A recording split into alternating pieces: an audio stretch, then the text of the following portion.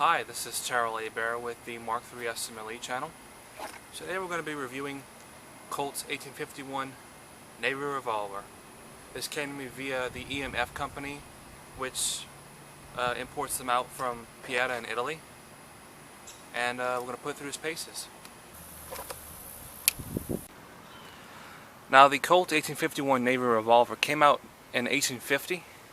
It was meant for naval use because of the braster guard and backstrap, more waterproof, water resistant should I say, and it was chambered for the 38 caliber round, or should I say 36. It was actually a 3.375 diameter mini ball projectile that it originally came out with.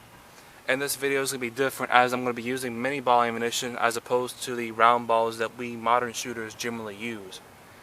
Anyway, it took advantage of the new Bessemer process in manufacturing, which allowed oxygen and carbon to be introduced into iron to make steel cheaper and much stronger. So you had a gun that was more resilient than the earlier ones, but it also made the gun lighter. At 2 pounds and 12 ounces, this gun made holster carry practical. Other revolvers before this were too heavy and generally carried on saddle holsters by cavalry and other troops. During the American Civil War, this was used by both sides of the American Civil War.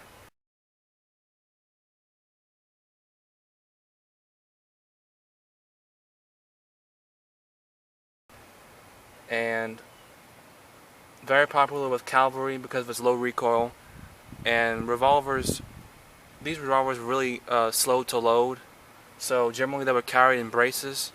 In fact, a lot of Confederate bushwhackers carried up to a dozen revolvers on their person for a lot of close-range firepower. Of course, it's a single-action revolver. They cock the hammer back every time. Has a loading lever to push in your rounds from the cylinder side. It's held in place by a spring-loaded key here, which you drive out to disassemble the gun. And this is also one of the first guns that were issued to multiple countries. The British Empire took interest in it and they adopted it, and it was in use for the Indian Mutiny of 1857. Though they found that the 36 caliber round wasn't up to the standards of stopping power. Of course, what I mean British Empire, the Indians used it, the Australians used it, the Canadians used it, and another empire that used it was the Russian Empire. They adopted these in the 1850s as well, and numerous ones were captured and used by Prussia, Austria, and Poland.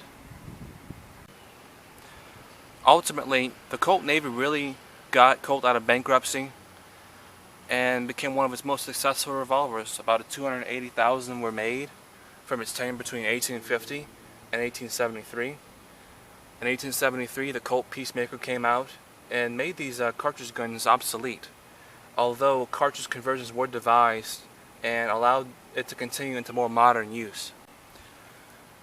During Western expansion, the Colt Navy was very popular with gunfighters and lawmen, especially before the Colt Peacemaker came out, although they saw a lot of use afterwards as well. Famous users like Doc Holliday and Wild Bill Hickok both used the Navy revolvers. In fact, I'm going to come up with a new video where I'm going to attempt the famous Wild Bill Hickok shot with the Colt Navy revolver, in which his first real gunfight, in which he killed William Tutt over a pocket watch back in 1865. He took a shot from 75 yards, put one of these right through the heart. Ultimately, I tried this during the range footage. However, a storm blew in, blew out my target, and made everything a disaster. So we're going to load that up at a later video, and we're going to give it a shot. I hope you guys enjoy the closer range video that I have put together. And thank you very much. Hey everybody, this is Mark III SMLE, and today we're going to be shooting the Colt Navy Revolver, loaded with 20 grains of gunpowder, over 130 grain, mini ball projectile. We're going to try at 7 yards to see the elevation and the windage and all. I want to see how far left or how far right to shoot before we start shooting the distance shooting. Now, I'm going to put the earplugs in.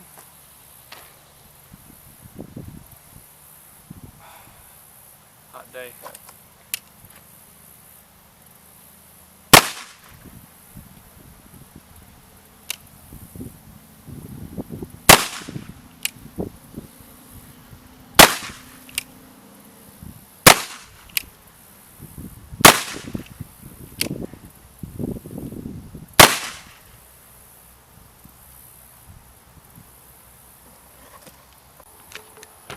Okay, not a bad showing, guys. I put all 6 rounds. It's about the palm of my hand, 7 yards. It's very nice.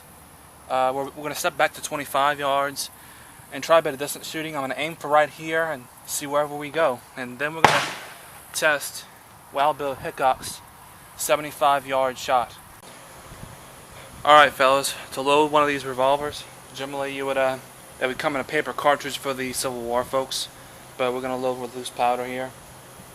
20 grains into our measure. Of course, we take the gun, half cock it to free the cylinder. Then we just pour it down the barrel. Well, we're all loaded up now. What I'm going to do is I'm going to drop this in a safety notch, which is in between the cylinders, and that's where the groove inside the hammer is to hold on to these notches, because you can't afford to give one shot because this thing takes too long to load, and obviously they would have had more than one pistol. So let's just try that 25-yard group.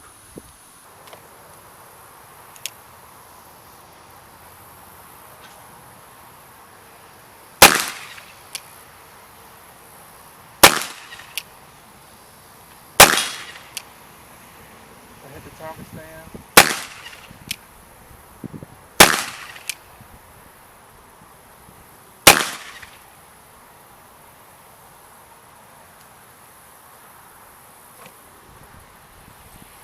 Well, let's go see. Alright, we're back.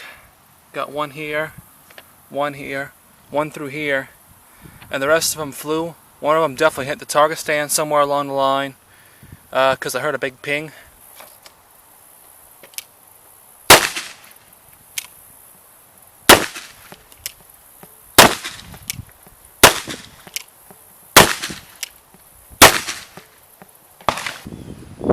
Overall, I have no real criticism of EMF's 1851 Navy revolver.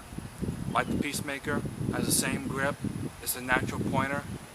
You really can't miss with one of these things at your nominal handgun ranges. Anyway, I hope you've enjoyed the video. Find me on Facebook at the Mark III SMLE channel. Comment, subscribe, and share. Thank you for watching.